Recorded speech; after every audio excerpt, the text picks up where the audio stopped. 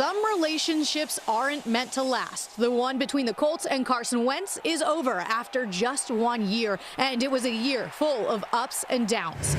March 17th, it became official. The Colts traded away 2 draft picks, including this year's first-round pick, in exchange for Carson Wentz.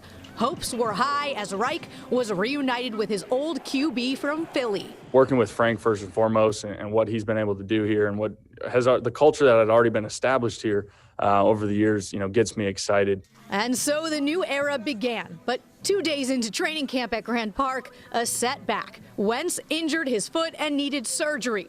The timetable, out for 5 to 12 weeks. But his recovery was fast, and by week 1, Wentz was ready to go. So with very few camp or preseason reps, Wentz went out there. And things didn't start out great. The Colts lost their season opener at home to the Seahawks, then again the following week against the Rams. And in that game, another injury, or make it 2 for Wentz. He sprained both of his ankles, leaving his status moving forward up in the air. If there's any chance he can play with these ankle sprains, then he'll play. Credit where credit is due. Wentz pushed through it and was available for week 3. Hobbled and hurting in Nashville, the Colts were close, but dropped their 3rd straight. Midway through October, they were sitting at 1-4, a place they never expected to be. It's really just about staying the course. Things started to turn around. The Colts went 6-2 in the stretch before their bye week with big wins over the Niners and Bills.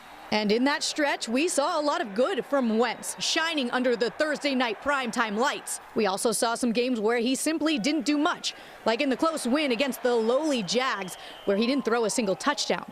And then we also saw the Wentz that we all know, the one where he does a little too much, like against the Titans when his late game turnovers proved costly. Intercepted by Byard. Now, despite the highs and lows, the Colts entered the final month of the regular season in playoff contention. Wentz had his one shining moment against the Cardinals on Christmas Day when he led the Colts down the field for the game-winning touchdown.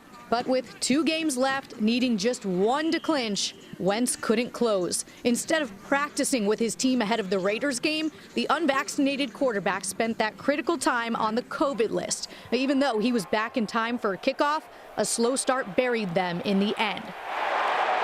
Then the dagger down in Jacksonville. Wentz and the offense couldn't get anything going, resulting in one of the most embarrassing losses in franchise history and the end of their season. It's a bad feeling, completely bad feeling, knowing that, we were in control. And that's when the rumble started and the confidence in Wentz waned. That's when general manager Chris Ballard made it clear the QB's future in Indy was anything but guaranteed. I thought Carson did some good things, and there's a lot of things that he needs to do better. Our passing game has to be better. So after just 1 year, the marriage is over, the honeymoon phase was short-lived, and the Carson Wentz era has come and gone. He did some, but just not enough. Now the Colts will spend yet another offseason figuring out the quarterback position, and that begs the question, where does the organization go from here? In Indianapolis, I'm Taylor Tannenbaum.